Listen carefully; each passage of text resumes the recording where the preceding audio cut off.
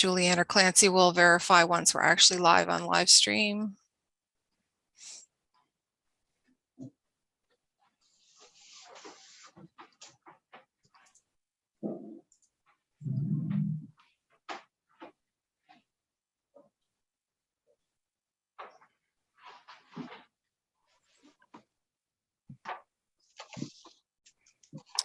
The agenda should be back up for your viewing. It is streaming now. I think Julianne's just getting the link up on the website. Okay, we can begin. Okay, folks, we will call our meeting to order. And I would like to begin by acknowledging that we are in Mi'kma'ki and the district of Sipekne'katik, the ancestral and unceded territory of the Mi'kmaq people. Next, we will have a moment of silent contemplation.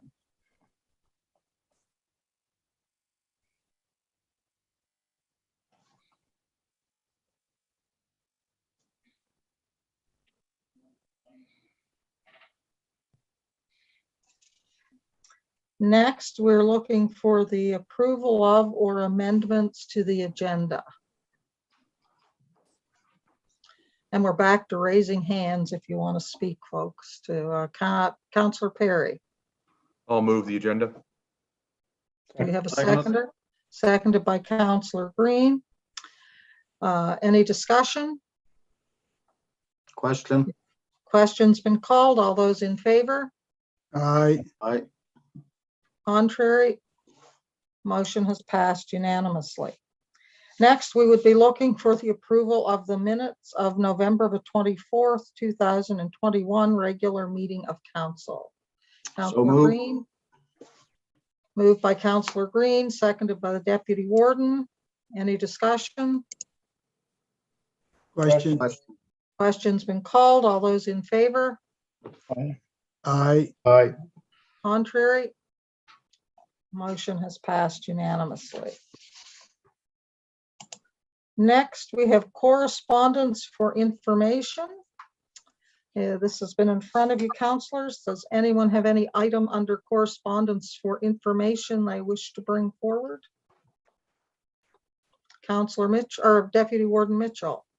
Yes, I'm just following up on item number 41 dated December 10th, 2021, dealing with the anniversary of the exodus of the African descendants, and just want to check with staff and see what they were planning to do on social media, if anything.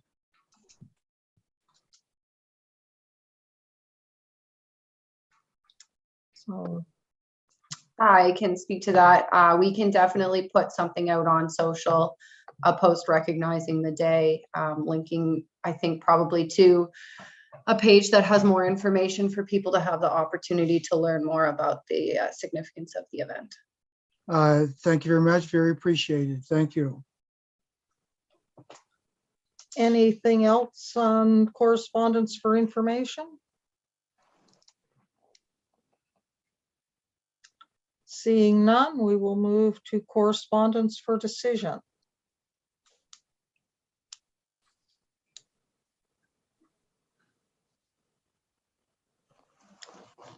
And the first item is the memo to council from Director of Parks Planning. Regarding the public planning and development regarding the information meeting for the Greg Burke application. Have you taken that one, John? Yes, thank you, Madam Warden. So the issue that we're having is council previously authorized us to hold a public information meeting, but the motion actually specified that it would be an in-person meeting. So what we put in front of you tonight is a proposed motion that would give us the option to hold it as a virtual meeting, you know, not knowing what the situation will be like in February. Thank you, John. Councillor Green. I would move the recommended motion. Seconded by Councillor Perry. Any discussion on the motion? Question. Question's been called. All those in favor? Aye. Contrary? Motion has passed unanimously. Next, temporary borrowing resolution for capital budget approved borrowing. These are a number of items from the capital budget for which we need temporary borrowing resolutions. I will turn that over to you, Sue. Thank you, Madam Warden. So the first one is 4 temporary borrowing resolutions that we're looking for a motion tonight from council for items that were on capital projects 15 years ago, and now the balloon payments are coming due and we need to refinance. So 3 of the 4 are going to be refinanced if council passes the temporary borrowing resolution this evening for 10 years and 1 for 5 years. They're on the list there, and there's a motion for each refinancing. I believe it's there on your, I can't see. Just Yes, It's on the screen. It's on the screen. I can read the motion if you like, or I can Well, leave it there for you. as the motions are moved, I think where there are 4 motions, each motion will have to be read. So Sure. So I'll, if there's any questions, otherwise I can read the motion now. I'll go ahead and read them. So the first one is to move that council approve the temporary borrowing resolution and the resolution for pre-approval for the hospital refinancing in the amount of 107,919 as attached to the agenda report dated December 14th. And sorry, go ahead. are we doing these as 4 separate motions? Or are we doing them all as one? It's one motion. It can Okay. be one motion. And move that council approve the temporary borrowing resolution and the resolution for pre-approval for the Enfield water treatment plant refinancing in the amount of $1,079,191 as attached to the council agenda report dated December 14th, 2021. And that move that council approve the temporary borrowing resolution and the resolution for pre-approval for the sidewalk refinancing in the amount of $904,250 as attached to the council agenda report dated December 14th, 2021. And move that council approve the temporary borrowing resolution and resolution for pre-approval for the Enfield water treatment plant refinancing in the amount of $400,000 as attached to the council agenda report dated December 14th, 2021. And also that the average interest rate for the debentures not exceed 6.5%. Councillor Perry. Thank you. Just for my knowledge, because I'm unfamiliar, what hospital is this that we're financing? So this is the one in Truro that was built just a few years ago, and we actually contributed $1 million to that project. And it was 5 debentures over 5 years at $200,000 per year. And this is the first balloon payment that's coming due, and there'll be 1 for each year for the next 5 years. Interesting. Okay. Okay, Councillor Knockwood. Okay, what about the sidewalk? The sidewalk is the sorry. go It's ahead. they're capital projects that we did 15 years ago for Shubenacadie, Enfield, Elmsdale, and Lance that are along the 214. And there's balloon payment coming due. Number 2. On sorry, what did I say? 214? Sorry, highway number 2. Sorry. Yeah. Okay, thank you. Someone prepared to move the motion as read by the director? Deputy Warden Mitchell? I'll move the motion as read by the director, and just to clarify to Mike Perry, it's the Colchester East End Library Hospital in Truro. That's our nice name. I'll second it. Seconded by Councillor Green. Is there any discussion on the motion? Question, Question's been called. All those in favor? Aye. Aye. Contrary? Motion has passed unanimously. Councillor Rhino. Yes, I'm wondering if we could do something about the fonts on the screen that's coming up. Is that something I can do on my end, or because I find it very, very small fonts, whether it's agenda or anything coming up. That's not too bad, but when you go back to the agenda, very, very small.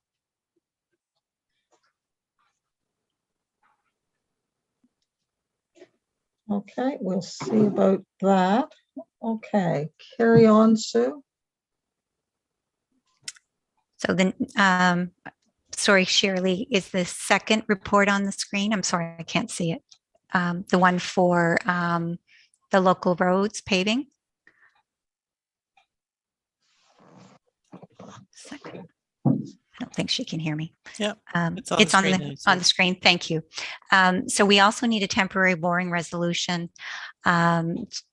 for a capital project, a new capital project that was approved by council in the 2020-2021 capital budget.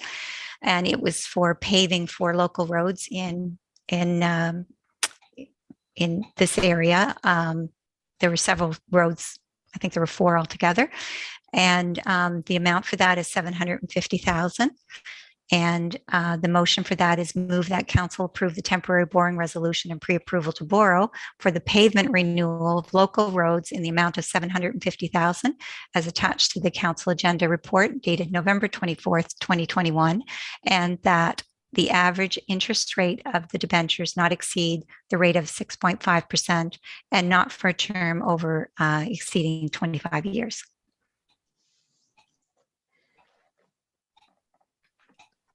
Any questions? Councillor Hebb. I'll move the recommended motion has been presented. I'll second it. Moved by Councillor Hebb, seconded by Councillor Green. Is there any discussion on the motion? Question. Question's been called. All those in favor? Aye. Aye. Contrary?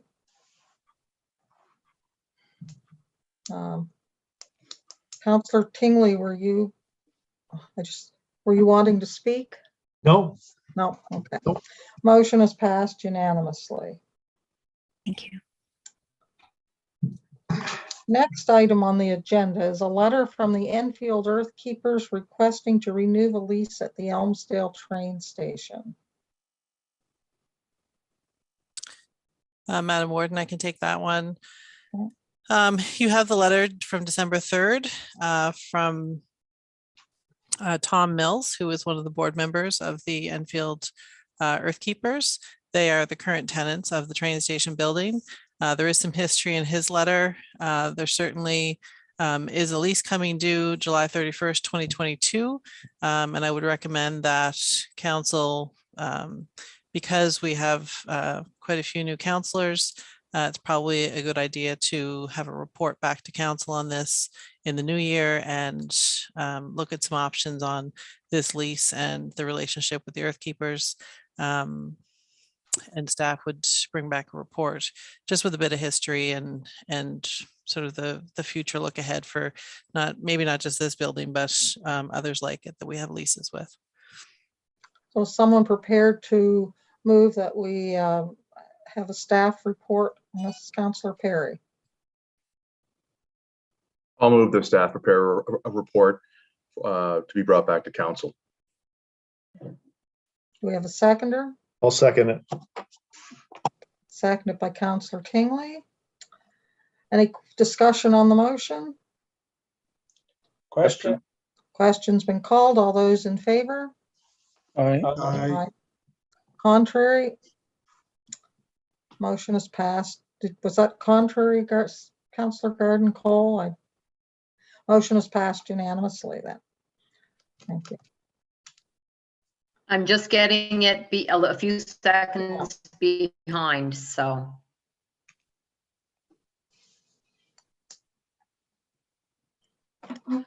Okay, next, let's see, we are not at the hour of 7:30 yet. So we will move to corporate and residential services report. Councillor Perry.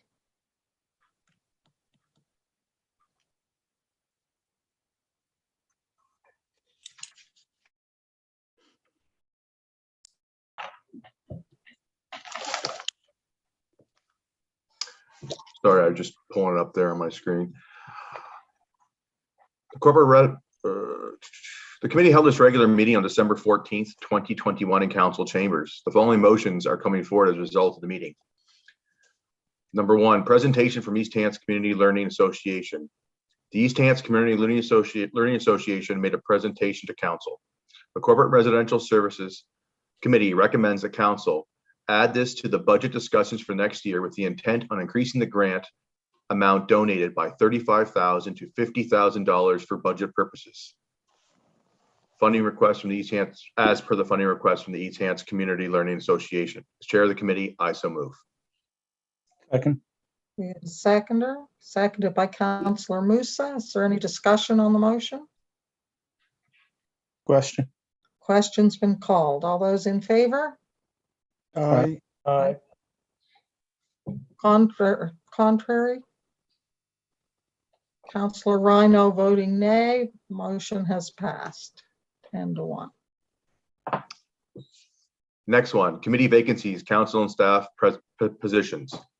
There are currently a number of vacancies on various committees of council as a result of the former councillor John McDonald's resignation and appointment as member of the Legislative Assembly, as well as other resignations. There is also a need to appoint 2 members of council and a staff representative to the East Hants Arena Association under the terms of the new facility management agreement. The Corporate Residential Service Committee recommends that council approves the following appointments. Infrastructure and Operations Committee Vice Chair, Councillor Tingley. Corporate Residential Services Committee Chair, Councillor Perry. Corporate Residential Service Committee Vice Chair, Councillor Tingley. Audit Committee, as Chair of Corporate Residential Services, Councillor Perry. Source and Water Protection Advisory Committee Chair, Councillor Garden Cole. Vice Chair, Councillor Eisner. Accessibility Advisory Committee Vice Chair, Deputy Warden Mitchell. East Hants Arena Association Executive Member, Deputy Warden Mitchell. East Hants Arena Board Member, Councillor Tingley.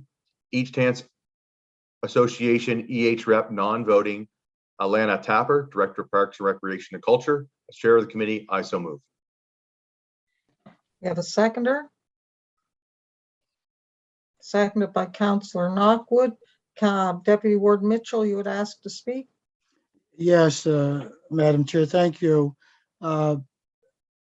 Looking at the 2022 calendar, the Accessory Advisory Committee meets on the first Wednesday of each month. And because I have a conflict with that, with the fire hall, which meets the first Wednesday of each month for their business meeting, and because they deal with taxpayers' funding, I think I should be there when they go through the finances. So if somebody else would step in and take that vice chair, I'd appreciate it.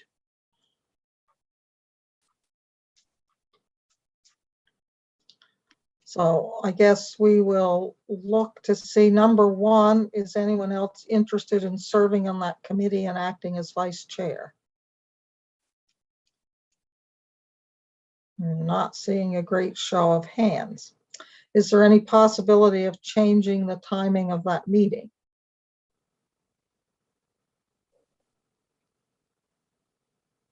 And that would be a Jesse question, and he's not there. Through you, Madam Chair or Madam Warden, it's actually Rachel who manages that committee. I'm not sure. Maybe she can, or John can weigh in on how set that group is to. Through you, Madam Warden, I think we probably could move the night if that's the issue. Now, I guess we haven't checked with everyone else on the committee to see what their availability is like, but if that's the issue, we could probably find another night that works, whether it's not the first Wednesday, the second Wednesday, or move to a Tuesday or Thursday. Would that help the Deputy Warden? Yes, that would help. Any other Wednesday I'd be okay with. Okay. So perhaps. Or another night. There's not a perhaps- conflict with anything. Perhaps someone could move an amendment to this motion saying, with the Deputy Warden's appointment to this committee, Accessibility Advisory Committee, depending on a suitable date being able to be found. And would that be okay with folks? And then if it's not, we'll have to come back next month and find another member. So just looking for someone to move an amendment that just says, depending on a successful outcome of finding a new date for accessibility advisory. Councillor Hebb. I'll move that amendment. I'll second it. Seconded by Councillor Green. Any discussion on the amendment? Question? Question on the amendment? All those in favor? Aye. Aye. Contrary? Motion is passed unanimously. Now on the amended motion. Any discussion on the amended motion? Question. Question's been called. All those in favor? Aye. Aye. Contrary? Motion has passed unanimously. Thank you, Council.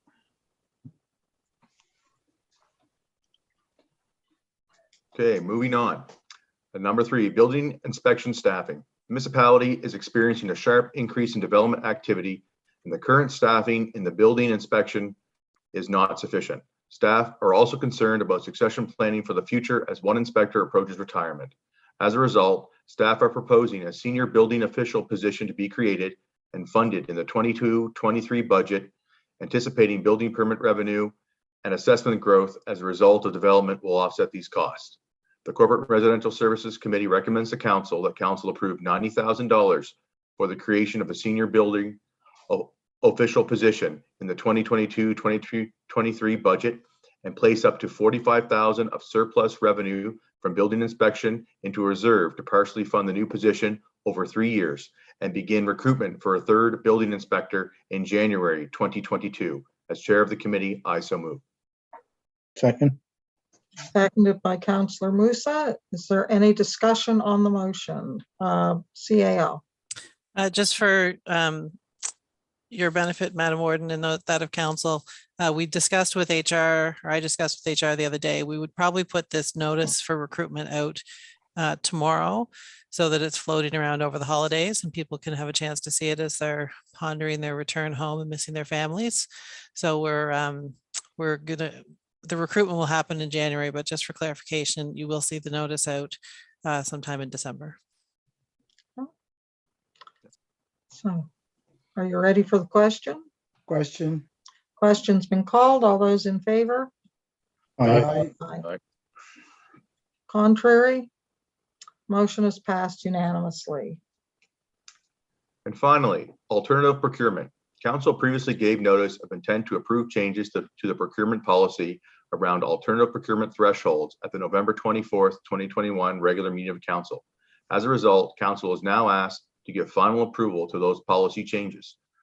Move that Council approve the changes to the procurement policy around alternative procurement thresholds as outlined in report titled Alternative Procurement as attached to the November 16th, 2021 Executive Committee agenda. As chair of the committee, I so move. Second. Seconded by the Deputy Warden. Is there any discussion? Question. Question's been called. All those in favor? Aye. Aye. Contrary? Motion is passed unanimously. As chair of the committee, I move the adoption of this report. Seconded. Moved and seconded. All those in favor? Aye. Contrary? Motion has passed unanimously. We have 5 minutes before our public hearing. We will perhaps have a look at infrastructure and operations. And, the committee held its regular monthly meeting on November 14, 2021 in council chambers. The following motions are coming forward as a result of the meeting. The only one motion we have is Hants exit ramp litter challenge. In January 2021, council approved an additional $5,000 to the solid waste budget funded through special reserve for the purpose of a community grant program related to the adoption of the 100 series highway access ramp for a litter reduction initiative. This report will provide an update on those results and seek direction on this initiative. The Infrastructure and Operation Committee recommended to Council that Council consider the East Hants Exit Ramp Litter Challenge program become part of the ongoing annual events planned by the municipality, and that $6,000 be added to fiscal year 2022-2023 draft budget to facilitate next year's cleanups, and at what will be 6 total 100 city highway ramps within East Hants boundaries. As chair of the committee, I so move. Seconded. And seconded by Councillor Head. Councillor Rhino. Yes, last year's was through a special reserve. I know this is the intent to put it in the budget for this, but is it also the intent to bring this at a special reserves or just go into a budgeted item from the proper department? Sue? Thank you, Madam Warden. Actually, the intent that staff took from this discussion at executive committee is that we would just include it in the budget because we would consider it something that would occur year over year. But we certainly can take direction from council. Councillor Rhino? Can that be discussed at budget time of where we would be taking that money from? Can that be discussed at that time? Absolutely. Okay, fine. Sure. Any further discussion? Question. Question's been called. All those in favor? Aye. Aye. Aye. Contrary? Okay, the motion has passed. Councillor Garden Cole, I know you're lagging. Are you an aye or a nay? I'm an aye. Okay. The motion I'm doing has my passed best here. unanimously. Yeah, I know. We have internet issues for anyone in the public, and so some connections are a little laggy, and it's difficult to follow at times. So the motion is passed unanimously. As chair of the committee, I move the adoption of this report. Second. Moved and seconded. All those in favor? Aye. Aye. Aye. Contrary? Motion is passed unanimously. So we are at the hour of 7:28. We have a public hearing scheduled for 7:30. So we will let staff bring the appropriate documents and such up and prepare to go into the public hearing at 7:30.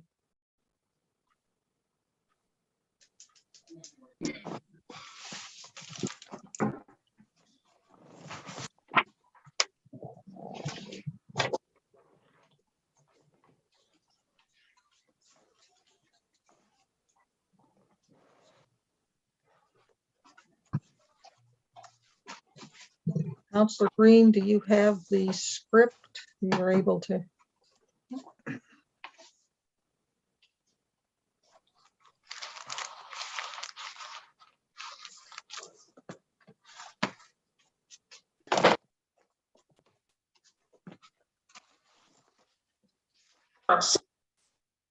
The public hearing scheduled for 7:30. So we will, someone has their playback running.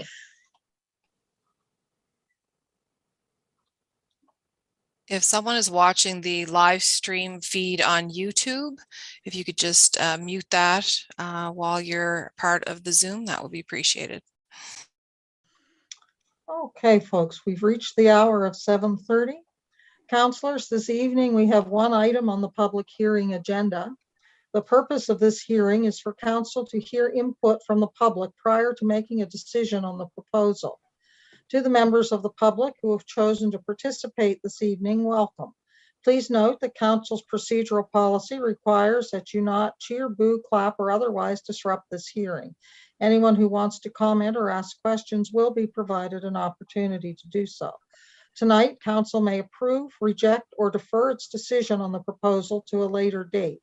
Council approval is required for the proposal to proceed. I will now ask the municipal clerk to outline when the public hearing advertisements were published. Madam Warden, a public hearing notice appeared in the December 8th and 15th editions of the Chronicle Herald. The notices described the proposal. They gave the date and time of the public hearing and indicated that staff reports were available to the public. Councillors, the public hearing this evening is for a proposal to enter into a development agreement for a self-storage facility. I would now ask the Chair of the Planning Advisory Committee to present his report. Thank you, Warden. Planning Advisory Committee has considered the proposal on behalf of Municipal Council. The committee has reviewed staff's reports, completed their evaluation, and will make a recommendation to Council during this hearing. Madam Warden, through you, I would now ask staff to present their final report on the proposal. Thank you, Madam Warden.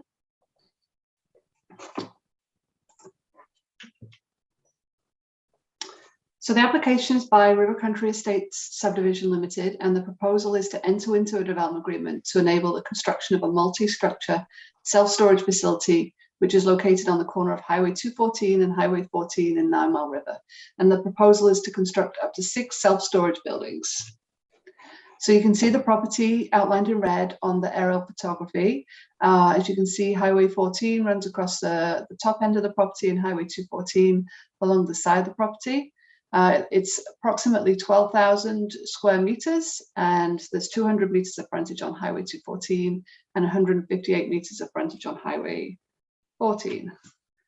So the property is zoned highway commercial, and there are some other highway commercial zone properties nearby. You can see opposite on Highway 14, there's a piece of land that's also highway commercial. The rest of the properties surrounding the site are zoned R2, which allows for single units and 2-unit dwellings. So the developer is seeking a development agreement for a self-storage development, and he's proposing up to 6 buildings. And the people maybe remember that the application initially proposed 10 buildings. Can you see my pointer on the screen there? Yeah.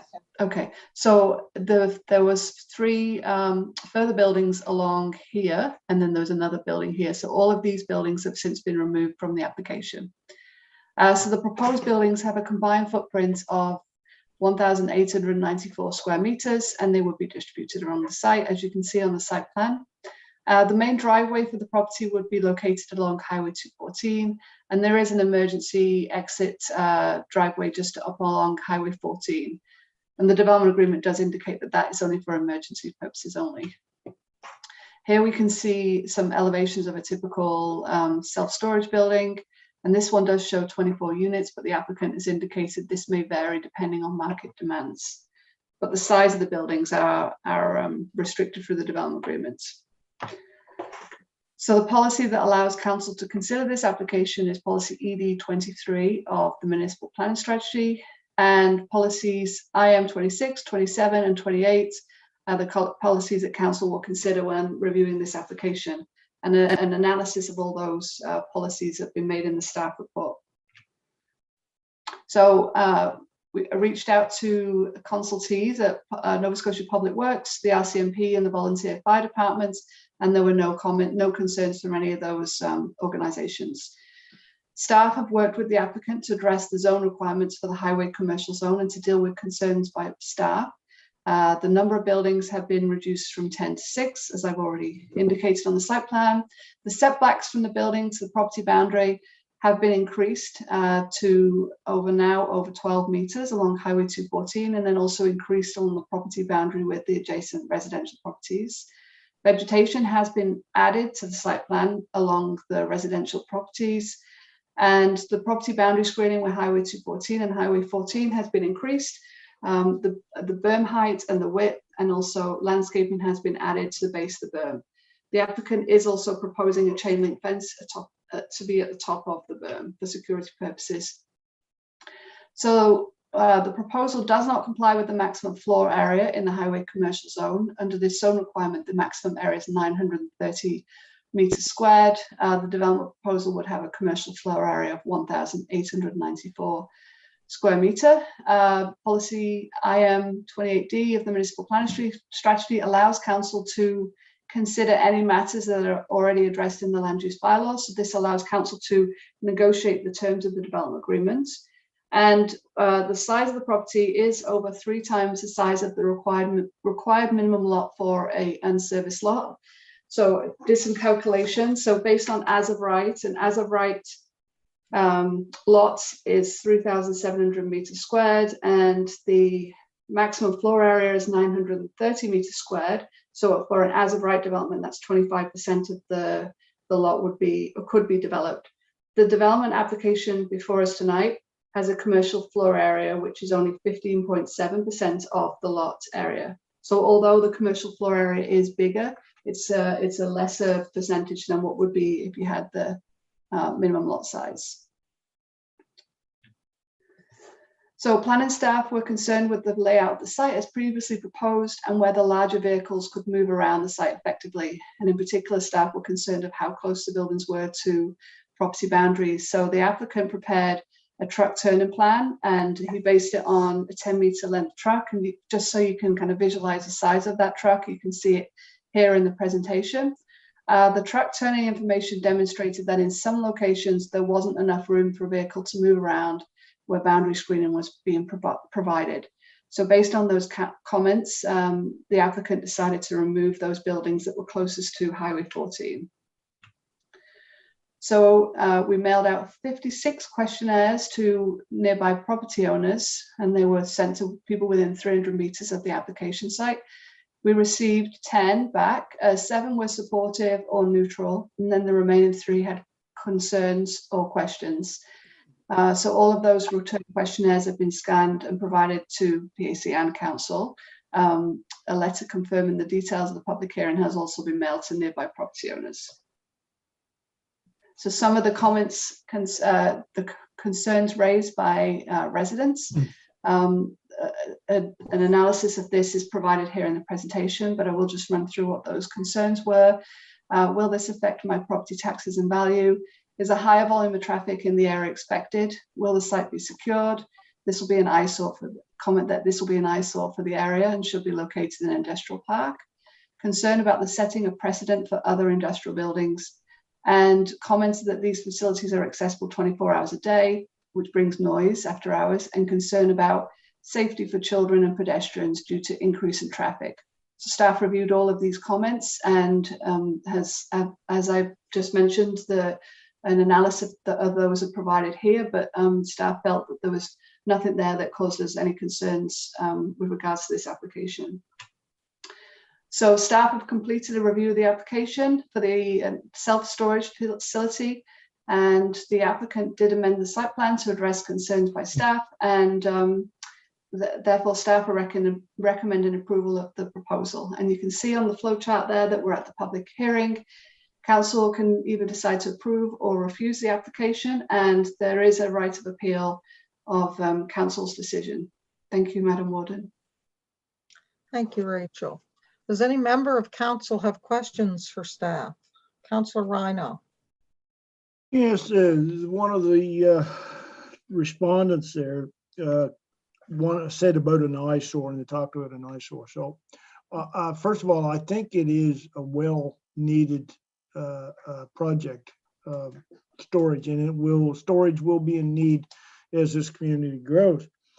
I guess my concern is I wonder if the developer has a color scheme in mind, which may be a blending color with the surrounding area, or a brighter color, which would make this stand out, and yet may raise some more concerns about an eyesore. So I'm just wondering if there's a color scheme picked out for this project.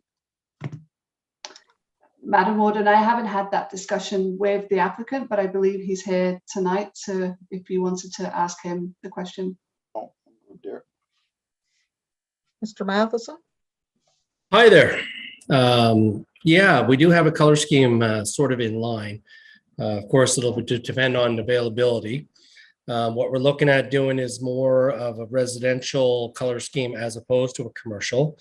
Some of the self-storage buildings tend to be bright in color, orange and such. We're actually planning on going with it's a little more expensive, but we're going with a light gray siding. black garage doors with black metal fascia and black metal roof. Some of the councillors may or may not know that I have an extensive development in that area, extending off of Bell Court and Dalrymple Drive and Matheson Court. So the aesthetic properties of the project are certainly front and foremost with us as well. We're in the business of selling land and building homes as well. So we want to make sure that the entrance to our development is not jeopardized as well. That was a part of my main concern when I got involved with purchasing that property. It's going to be done in fitting with the bylaws that guide it, but also with the understanding that we have a great investment in that area, and we're going to protect that with having an upscale facility. That's good. That's good to hear. I appreciate the answers. Thank you. Yeah. Any other councillors have questions for staff?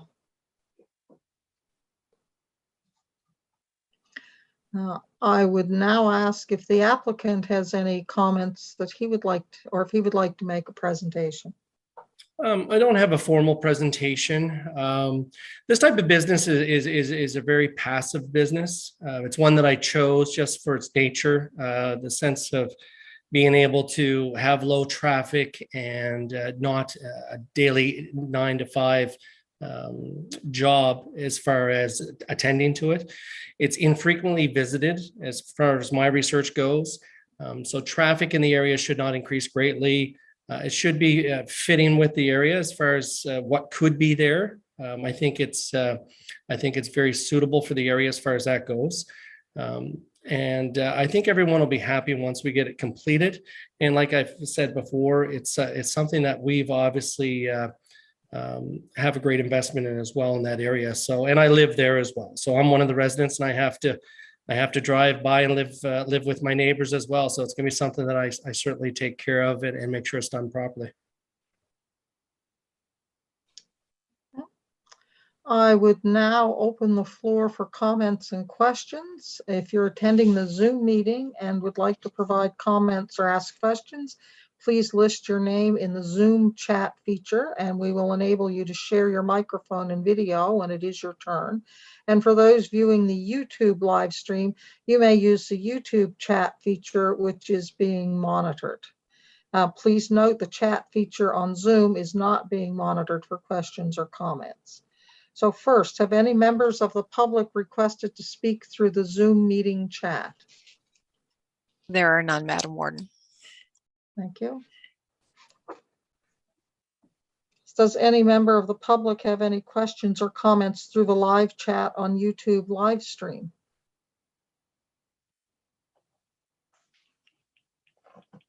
There is nothing on the YouTube live stream.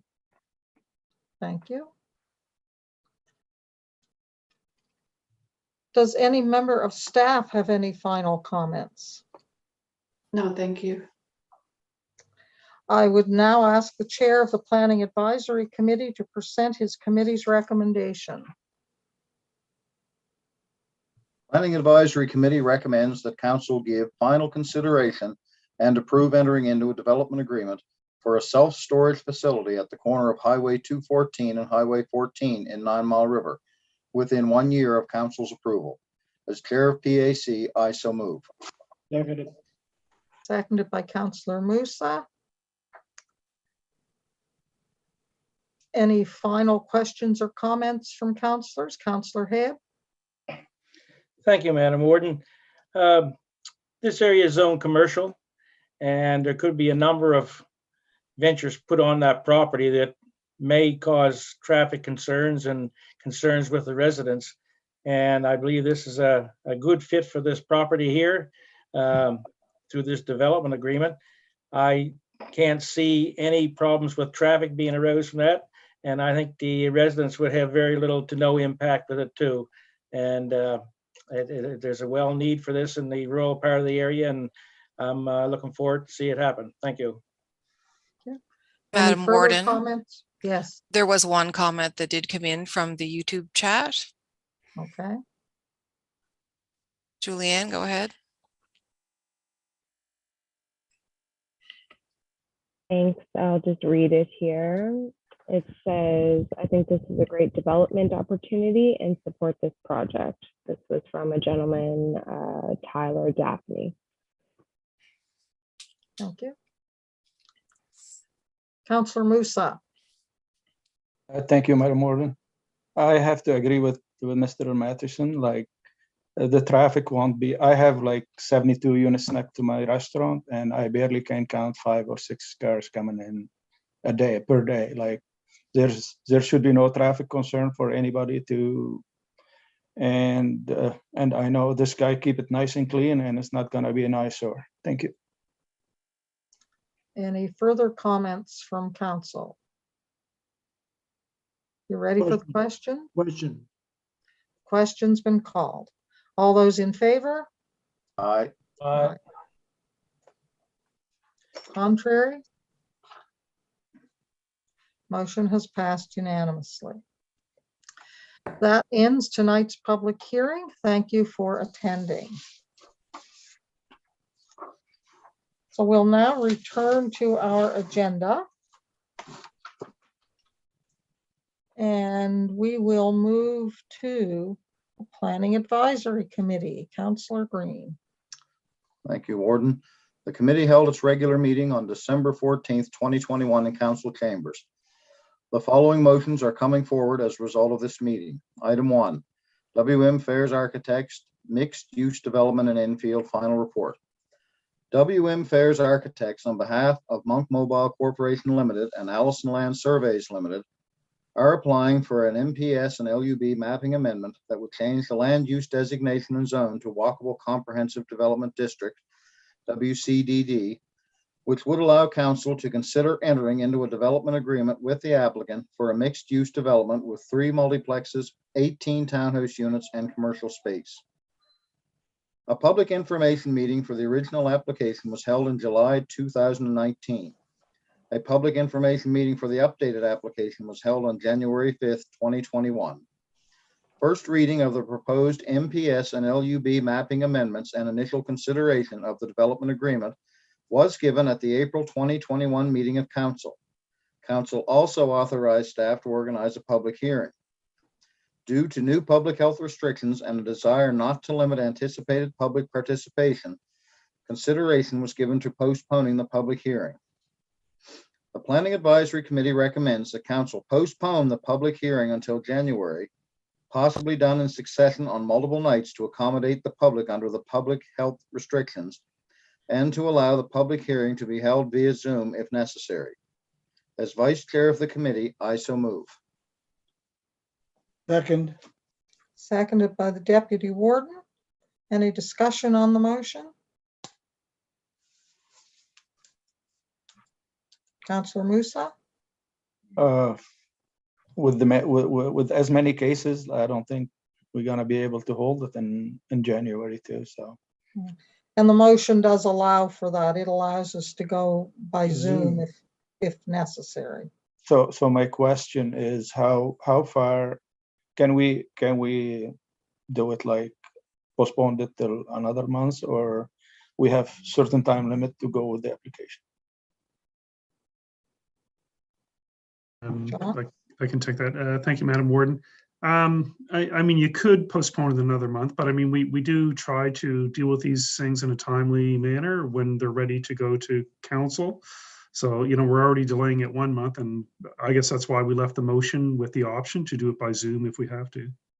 No, I'm not by any chance asking to delay it, but within like how much time do we have since the application come in until we approve it? Is there any time limit for that? No, it's not like a subdivision application. It's sort of an open-ended process, but again, we do try to do them in a timely way.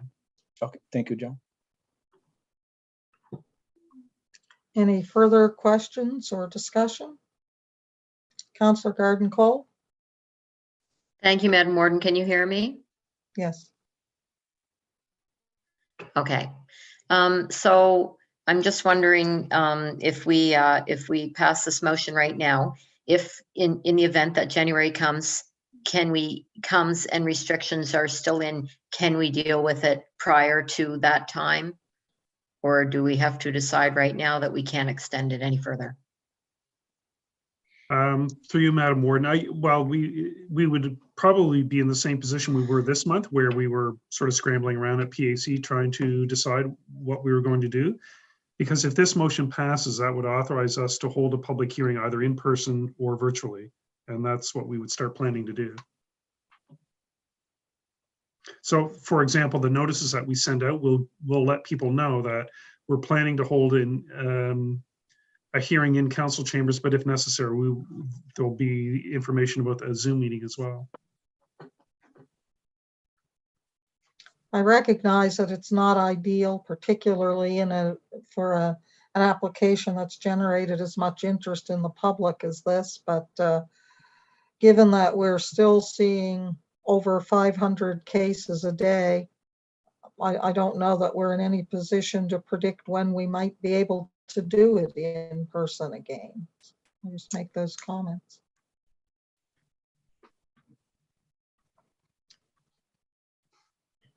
Any further questions or discussion? Question or motion? The question's been called. All those in favor? Aye. Aye. Contrary? Motion has passed unanimously. Item number 2, River Country Estates Subdivisions Limited, Development Agreement for Self-Storage, Final Report. The municipality has received an application from Troy Matheson of River County Estates Subdivision Limited to enable the construction. We did that Madam in the Warden? public hearing. Yeah, that shouldn't have been in that report. That's already been dealt with. Okay, my apologies. I just figured it was going to lead into that to say it had been dealt with. Land Secondary Planning Strategy. The Planning and Development Department has completed a scoping study of key items for consideration in the development of a secondary planning strategy for the Lance Growth Reserve area. Information that has informed the study includes needs assessments from the municipal departments of Economic and Business Development, Infrastructure and Operations, and Parks, Rec and Culture, as well as a limited desktop review of the topography and possible boundary of the proposed study area. The Planning Advisory Committee recommends that Council direct staff to include $130,000 in the 2022-23 draft budget for the completion of a secondary planning strategy as described in the scoping report, Lance GRA Secondary Scoping Study dated December 6, 2021. As chair of the committee, I so move. Second. Seconded by Councillor Tingley. Any discussion? Councillor Rhino. Yes, could you refresh us to where that proposed item would be paid for through in the draft budget when we discuss it? Sue, maybe best place to, I believe it's coming from professional reserve. Yes, that's correct. Through you, Madam Warden. It'll be through reserve, through professional services. Thank you. In the draft budget. Yep. Any further questions? You ready for the question? Question. Question's been called. All those in favor? Aye. Aye. Contrary? Motion is passed unanimously. Item 4, Plan Update Community Engagement Summary Report, Phase 1. As part of the East Hants official community plan update, a community survey was undertaken as a component to the citizen engagement portion of the plan update. In addition to the survey, community open houses were held in the communities of Walton, Knoll, Upper Rawdon, Kennecook, and Maitland to consult with community members and to help with bringing planning to the future planned area of East Hants. Feedback from the open house and the community survey have been combined in this community engagement report for phase 1 of the plan update. Results will be used to help guide the development of land use planning policies and regulations in the future planned area and to assist in reviewing existing policies and regulations. No recommendation is coming forward. As chair of the committee, I move the adoption of this report. Second. Seconded by Councillor Musa. All those in favor? Aye. Contrary? Motion has passed. And I would notice that we have lost Councillor Garden Cole. I believe her internet connection has. She is on her way back in. Okay, thank you. We will just give her a second to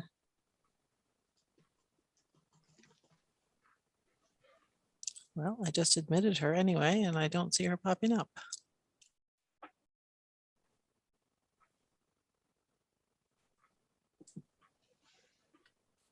internet is a wonderful tool when it works.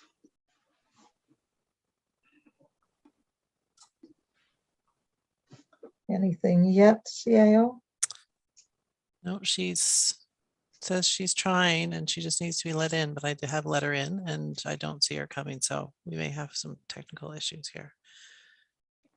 Okay. Well, we will move to Parks, Rec, and Culture, and hopefully our technical issues will resolve quickly. Councillor Rhino. Thank you, Madam Warden. The committee held its regular meeting on December the 14th, 2020 in Council Chambers. The following motions are coming forward as a result of the meeting. VON Community Partnership Funding 2021-2022. This report brings forward VON Colchester East Hants report for the 2021-2022 year and seeks council's direction on the disbursement of community partnership funds since deliverables were not achieved. Council approved $10,000 for VON Colchester East Hants in the 2021-2022 expenditure for community partnership fund contingent on a number of deliverables, respite hours completed through the adult day program. The original application suggested their East Hants program would complete 3,000 respite hours. The past year, they have completed 2,496 hours. This would be the third consecutive and final year that the VON Colchester East Hants received community partnership funding in the amount of $10,000. VON has secured other sources of funding on their ADP going forward and will not be reapplying for the Community Partnership Fund of 2022-2023. This has been reviewed by staff grant committee. So from that, the Parks and Recreation and Culture Committee recommends the council approve the disbursement of the $10,000 from the Community Partnership Fund to the VON Colchester East Hants. As chair of the committee, I do so move. Seconded. Moved and seconded. Any discussion on the motion? Question. Question's been called. All those in favor? Aye. Aye. Contrary? And with Councillor Garden Cole's video off, I cannot see how she's voting.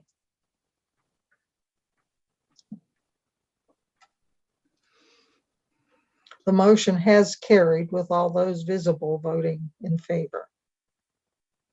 Madam Warden, that brings me to the end of the report. As chair of the committee, I move the adoption of it.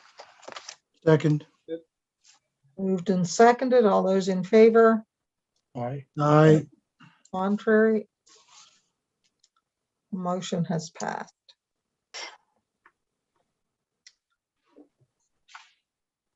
Next, we will move to the Fire Advisory Committee. Councillor Green.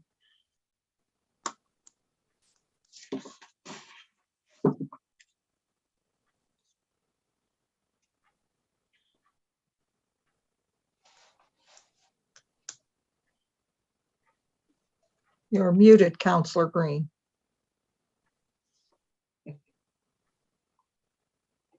The committee held its regular quarterly meeting on December 2nd, 2021. The following motions are coming forward as a result of that meeting. Item 1, Fire Advisory Committee Terms of Reference. The committee was informed that council had approved a revised terms of reference for this committee following a review of all council committee terms of reference. For this committee, there was a change to the membership, formerly the mutual aid representative. This member is now a member of the East Hants Fire Service, and how interested public members submit his or her name for consideration on the committee, and the addition of a clause around attendance of meetings. A copy of the approved terms of reference was attached to the agenda and available to all committee members. Item 2, proof of vaccination policy. The committee was made aware of the council policy requiring vaccination by January 17th, 2022, in order to continue to serve on the committee. Item 3, update on mental health program. The committee was provided an update on this project. The second allocation of grant funds has been received. The website is fully rolled out. Outstanding design and video deployment costs have been addressed. Display posters have been designed and printed, and there are currently discussions with the Mental Health Association of Nova Scotia to explore rolling out a similar program to the entire Nova Scotia Volunteer Fire Services. Mr. Noble informed the committee that only 42 members of the East Hants Fire Services have signed into the site to date. The committee is looking for ways to increase member application. Item 4, Canada Community Building Fund. The committee was informed that Nova Scotia will receive an additional $55 million through the Canada Community Building Fund, formerly the Gas Tax Fund. Fire halls and fire station infrastructure have been recently added as an investment category under the fund, although no details have been finalized yet. More information will be passed along as it becomes available. Item 5, recognition for support of fire departments. Chief Moxham of the Milford and District Emergency Services has recommended 3 businesses be recognized for council for the support they provide to this department. They are Halifax C&D for the use of their parking pad for training, Scott Horn Automotive for the use of their facility and donation of vehicles for extrication training, and Milford Tim Hortons for the donations of food and drink to the fire service. The Fire Advisory Committee recommends to council that council recognize Halifax C&D, Scott Horn Automotive, and Milford Tim Hortons for the support they provide to the Milford and District Emergency Services. As chair of the Second. committee, I so move. Second. Seconded by the deputy warden. Is there any discussion on the motion? Question? Question's been called. All those in favor? Aye. Aye. Aye. Contrary? Motion has passed. Item 6, a 15-year-long service medal. In June, at the request of the fire chiefs, this committee discussed the municipality creating a 15-year-long service medal in memory of a firefighter that lost his life. At that time, the committee decided against making this recommendation to council. The fire chiefs have once again requested that the committee consider and recommend a 15-year-long service medal to council without the memorial attached to it. It is difficult to recruit and retain volunteers, and the feeling is that awarding a medal for 15 years of service will help with volunteer retention. The province of Nova Scotia awards a long service medal beginning at 20 years, and the Canadian Volunteer Fire Service Association awards begin at 30. These are the municipality awards for long services. The Fire Advisory Committee recommends to council that council consider awarding a long service medal to East Hants firefighters that reach 15 years of service. As chair of the committee, I so move. Second. Been moved and seconded. Councillor Perry. Just a question. Where the provincial one is 20 and the federal one is 30 years, was there any discussion of making this a 10-year medal? I was wondering where the 15 years came in as far as how the lockstep goes. There's also one at the federal level at 25 years, Councillor. There's Okay. a long service award. Yeah. I just didn't see it. I just didn't see it in the report, so I thought they were only lockstep in that period there. And a decade of service should be long service, especially to the community. I support. I'm I going support the to motion.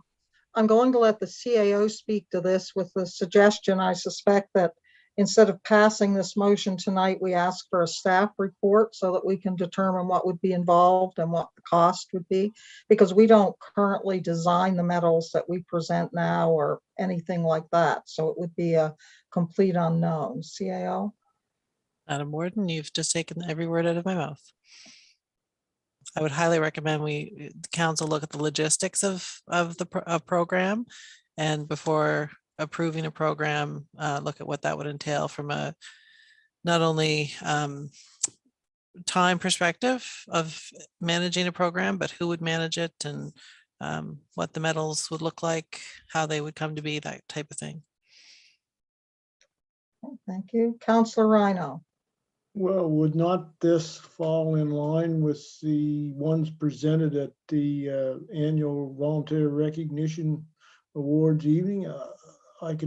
What I could envision is just it would be expanding the number of people there across course and the number of people receiving award. I think I agree. I think in the fire service, I think retention is a big thing, especially in volunteer communities. And, you know, waiting for such a long time to be recognized for the commitment people are giving, I think is somewhat somewhat out of reach for a number of people, depending on what time in life they join. So I really don't see a big problem with this. So I don't know if I don't know if I agree with we need a staff report on it. Thank you. Councillor Musa. Thank you. Have we been in talk with the province if they could lower theirs from 20 years to 15 years? This way we have 15 and 25 instead of having 15, 25, 20, 25 and 2. Like if we go every 10 years, like between the federal and the province, that could solve the problem probably. Because 20 years is a long time and 15 years is a very good time for a firefighter to volunteer for their community. Any other councillor? I don't believe there has been. Councillor Hebb. Yeah, I think one of the things we got to consider too, since this is being a new medal, whatever year it's for, is it for new members or do we have to recognize all other members who have achieved that? And if that's the case, that's going to be a lot of medals and a lot of documentation and checks by staff to do that. So I think that's one of the things we have to look at is if this is a new medal, does it start when we decide it's a new medal or it has to go back retroactive through the department? Okay, Councillor Knockwood. Yeah, what's the age of to become a volunteer firefighter? Is there a certain age? I'm not sure. Does that, Deputy Warden? Juniors at Elmsall can join at the age of 14. When they reach the age of 18, they become a regular member. So would that junior, would he be eligible to get a medal at age 29? He would, even though he's a junior, he'd be entitled to a medal probably after 10 years. But that's really never happened yet at Elmsdale because they've gone on. Seeing no one else wishing to speak, I would turn the chair over to the Deputy Warden if I could. I'll take the chair, Madam Warden, go ahead. I don't think the discussion, and I think it was understood at the committee meeting too. I don't think anybody's saying that this might not be a good thing to do. The problem is we've never done it before. And we don't know where we would source the medals, or we don't know what the cost would be. We don't know how many there would be. We don't know how much work it would be on staff to research all that information. So the suggestion was simply to ask staff to do a staff report on that, outlining, you know, what they felt the timeline would be and the cost, and to do a jurisdictional scan. Maybe some other municipalities are already doing this and we wouldn't have to reinvent the wheel, so to speak. So that was the reasoning around perhaps a staff report, which I would certainly support. My suggestion would be, it will be the will of council. But even if we pass this meeting tonight, we're going to have to hash all that out before we can create medals and plan anything. And it just would seem to me that it would be better to hash the details out before we jump in with both feet. Those are my comments. We can either proceed with this motion, or someone could move to table this motion pending a staff report on the subject. I would move to table this motion pending the staff report. There's no question the fire departments are firemen and women that serve are deserving of some sort of a medal. But for all the reasons you raised there, Warden Ralston, I think we need to do a little more in-depth study, gather some more information before making a decision how to proceed with this. So the motion's been tabled? No, There's a motion to table. Motion to table. All those in favor? I'll Or- second the motion. You'll second the motion? Yeah. Any discussion on No the motion? discussion on a motion to table. There's Okay. no discussion on a motion to table. Okay, we'll vote on the motion to table. All those in favor, say aye, raise your hand. Aye. Contrary minded? Nay. Nay. Motion's carried to table. Back to you, Chair, back to you, Warden. Thank you, Deputy Warden. And do we Okay. need CAO? We have tabled Motion. that.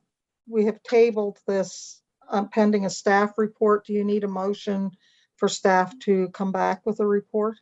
Madam Warden, if we had a motion for staff to come back with a report for either a 10-year or 15 years of service, or if you want to look at both, that would be appropriate. So back to you, Councillor Green. Okay. So be looking then for the motion for the staff report. Is that what I'm hearing? Councillor Perry.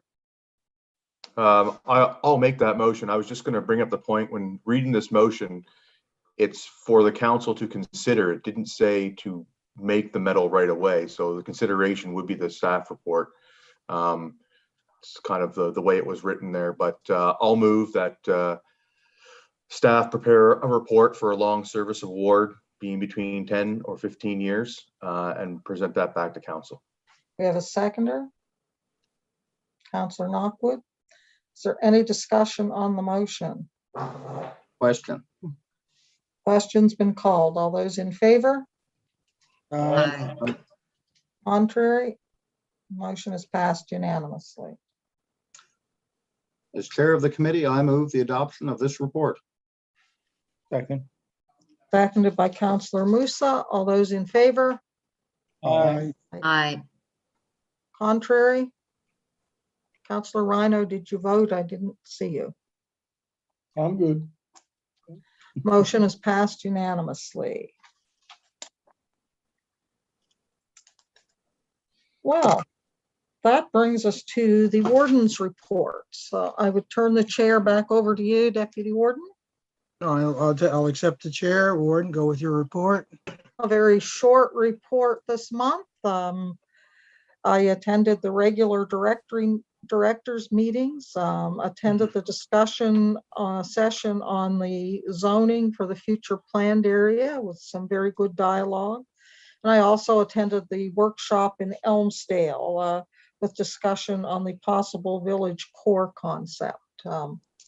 Other than that, as I said, it was a very quiet month, and I'd just like to take this opportunity to say none of us really expected to be back here on Zoom again, I'm sure. But given the situation we find ourselves in, here we are for we don't know how long.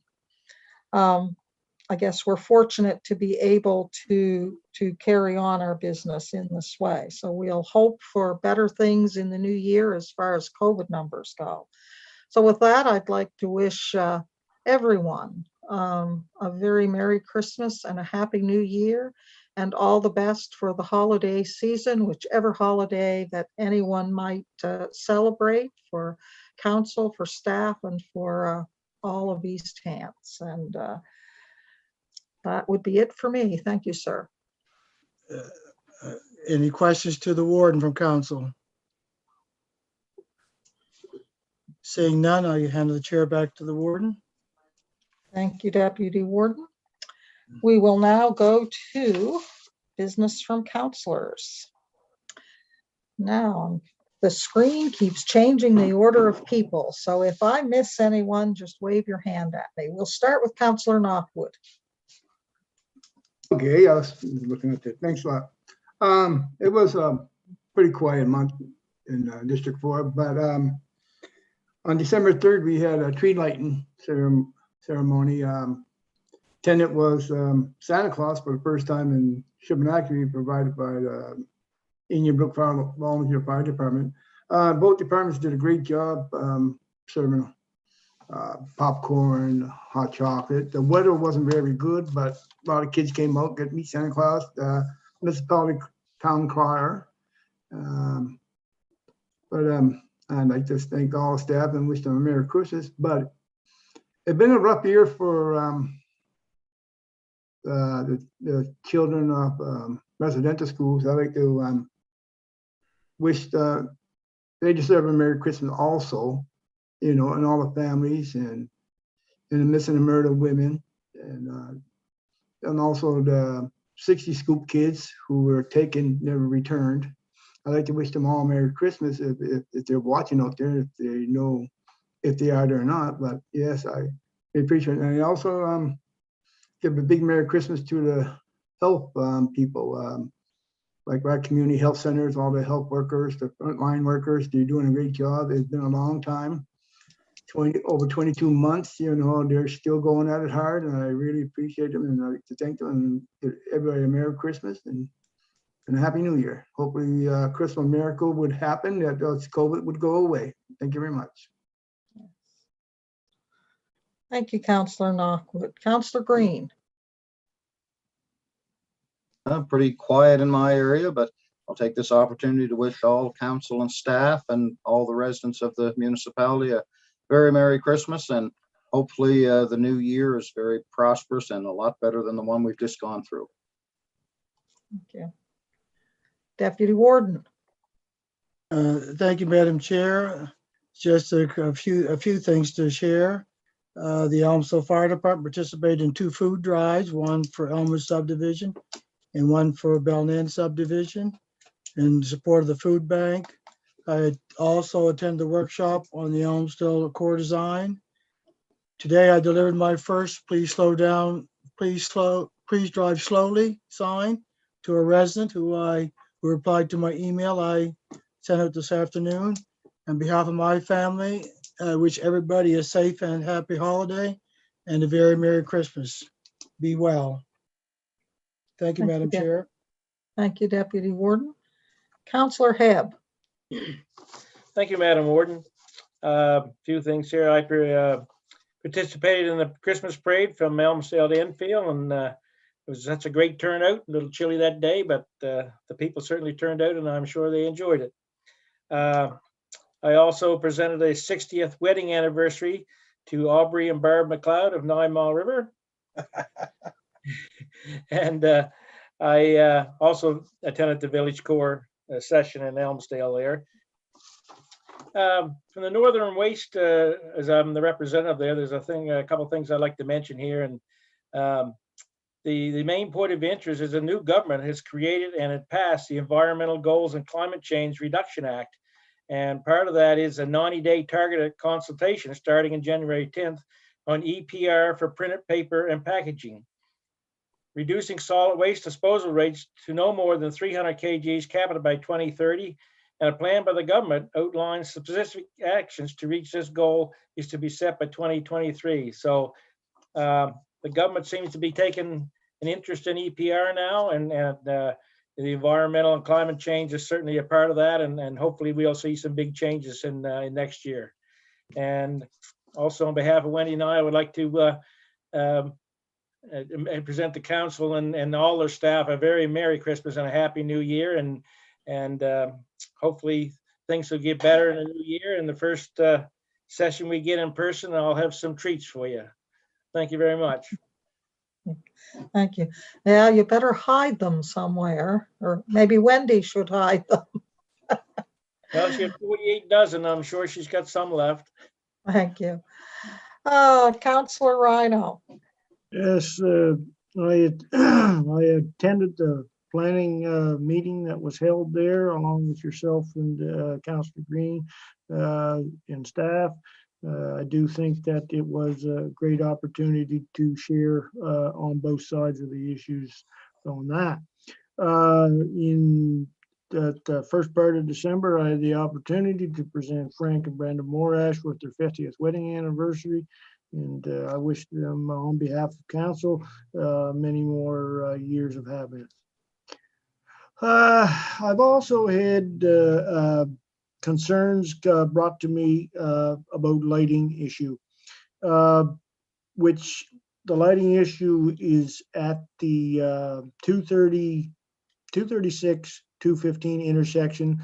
And then it's, for the rest of you who don't know, it's the one that goes to leads to the Goss Bridge and toward the Brookfield area. Over the years, there's been several vehicles go through that intersection and close to going in the river there. There's been some near misses with walkers in that area there because the area is so dark. So with that, I will move a motion that council approve a safety lighting street light at the 236 215 intersection, and to clarify, that's the one that goes to the Goss Bridge Road. I'll second that. Is there any discussion on the motion? Question. Question's been called. All those in favor? Aye. Contrary? Aye. Motion has passed unanimously. I do appreciate that, fellow councillors, on that, with that support. I'd just like to take this opportunity to thank, or to wish all the residents of District 5, East Hants, and all council members and staff a very Merry Christmas and hopefully a much better New Year. I just want to bring up that with this new round of restrictions, people in my area, they're getting more and more frustrated. You know, they're trying to do their best. They've been inoculated. They're wearing their masks at that, and then bang, more restrictions come upon them. Especially this time of year, it's especially hard. So, you know, I hope everyone is looking out for one another this season. And if you know, just a friendly chat to anybody or talk, and it would bring, may make the difference for a person. So, you know, I hope that everybody reaches out to someone. Thank you. Councillor Eisner. Yes, thank you, Madam Warden. Oops, I am mute. No, good. Okay, thank you. Yes, I enjoyed that Elmsdale concept report. That was really interesting. Be nice to see that happening, and I guess it will in the future. Another thing that I done was went to Kathleen McDonnell on her 91st birthday in December 2021. So that was a nice thing. That I agree with Councilor Ron, who should reach out to some people we generally don't talk to. I think that's a good thing at Christmas. Thank you very much. Councillor Musa. Thank you, Madam Warden. I had a question for Jesse, but I wonder who's gonna be able to take it anyway. This past storm, like I don't receive any complaint, but following Facebook, Lakecrest Drive was plowed and Joffrey Drive wasn't, and they were supposed to be done by the same driver. Is there any change in the contract, or he missed that one, or? Through you, Madam Warden, I can't answer that off the top of my head, but I'll certainly get Jesse to respond to that and make sure that the contract is clear on who does what in those roads. So it was Lakecrest and Joffrey Drive. It's just a small part of at the end of Lakecrest. Usually the same plow, the same guy do both, and he did once this storm and left the other. Okay, I'll look into that. Thank you. And another thing, I want to wish everybody a Merry Christmas and Happy New Year. Thank you. Thank you. Councillor Perry. Thank you, Madam Warden. I'm also going to echo the Deputy Warden. I'm glad that the signs are now out and being distributed. I've got a couple phone calls for some to deliver in the next couple days before Christmas. Another organization that's very active in our community is Wish Givers here in Mount Uniacke, and they continue to be busy this time of year, providing Christmas meals, Christmas presents and support for any disaster or tragedy in the community. And I'd just like to thank these volunteers for their continued dedication to the residents of Mount Uniacke and the hours and hours that they put in and the funds that they raise to help those in our community. I also attended the Village Core presentation, and I thought that was very educational and very well presented to see the concept of how the professional planning companies would present to municipalities, and it was great having our staff there to decipher some of the language they were using as well. I also had the privilege to partake in some unconscious bias training with the library board and the deputy warden. It was held over two separate days via Zoom with the library board and all library staff, and it was very well and very educational and great to see programs like this being put out. And lastly, but not just to echo what other councillors have said, mental health, this is a hard mental health month for a lot of people, made a lot harder by the current restrictions. And if you know anybody that you haven't talked to in a while, just pick up the phone and have a quick call. It really goes a long way. We have one, like, at my work where, your fire team partner, you call a buddy, because this is a month that is actually very high for people with mental illness and mental health issues to suffer from. So try and spread as much cheer as you can. You can't have the gatherings that you used to have, but we can still pick up the phone and make a phone call. And I also like to thank staff for all the work they've done this year throughout the multiple iterations of shutdowns, openings, and reopenings, and bringing things online. I think they did a fantastic job looking at how things worked at the Aquatic Center, all the reports we've had, and all the stuff that we've been able to accomplish the past year as council during these trying times. I really think, without staff, we can't have the information to make those decisions. So I want to thank them and wish them and their families a very Merry Christmas and a Happy New Year. And again, to my fellow councillors, be safe, have a good Christmas, enjoy yourself, and remember, we start budget soon. Merry Christmas. Councillor Tingley.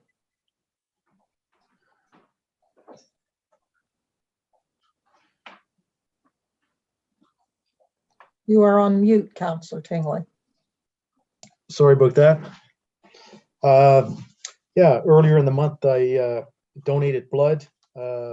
My family sponsored a family of 4 for groceries and Christmas gifts this year. Thank God for my wife and my kids for running around buying all this stuff, because it was a major chore. My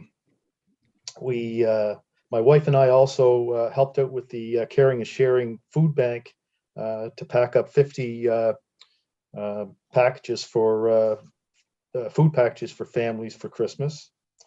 I attended the Santa food drive by Lance Fire Department earlier in the month, and I had not been to the fire department in years here. I've never been a volunteer fireman myself, but it was unbelievable. I was so impressed with the firemen and women there. They're fit, they're smart, they work hard. I understand they do about 300 calls a year. We talked about medals for them earlier. I really have a new appreciation for what they do after going on that food drive with them.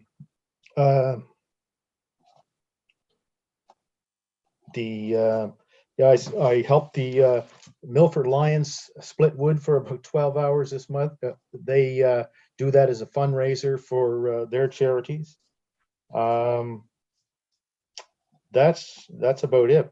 I'd like to wish all the councillors and everybody in East Hants a very Merry Christmas and all the best in the new year. Thank you, Councillor.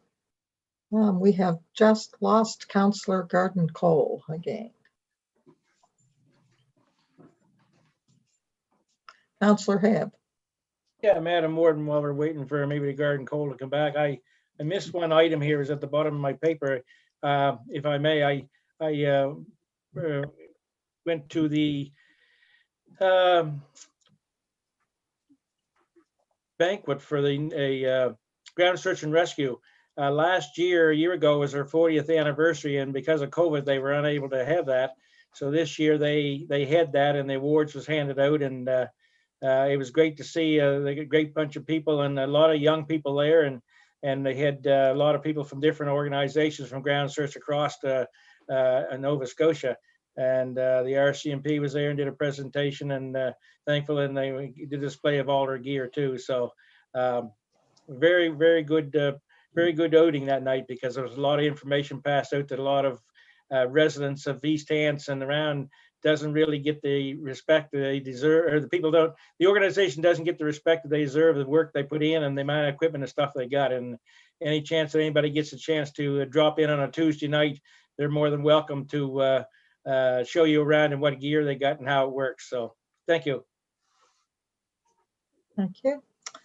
And I see we have Councillor Garden Cole. So over to you, Councillor Garden Cole.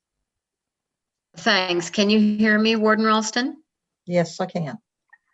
Okay. Before I zone out again, I just want to wish all my residents of District 1 and all the residents across the municipality a very Merry Christmas, and celebrate your holidays the best that you can. That's all we can do. And as Councillor Rhino says, reach out to someone, especially an elderly person. You know, they've been so isolated during all this. And I think that's the most important thing that we can do. It's been really busy in District 1 this past month with development and upcoming meetings. I was in the Santa Claus parade. There was a great turnout. It was really enjoyable. If you happen to see a fluffy reindeer, it was me. Right behind Councillor Hebb's car. The fumes were very strong, but I managed to get the whole way. Other than that, I passed out some signs as well today, and hopefully we'll get some more on lawns reminding people that we love our children and to slow down. And that's it from District 1 for now, and sorry about all the interruptions with my internet tonight. Thank you. Thank you, Councillor. Well, that concludes business from councillors. Next on our agenda, we do have an in-camera session to discuss a land issue. So I will turn that over to the CAO, and if staff could perhaps work their magic and let us know when we're good to go. Just one moment.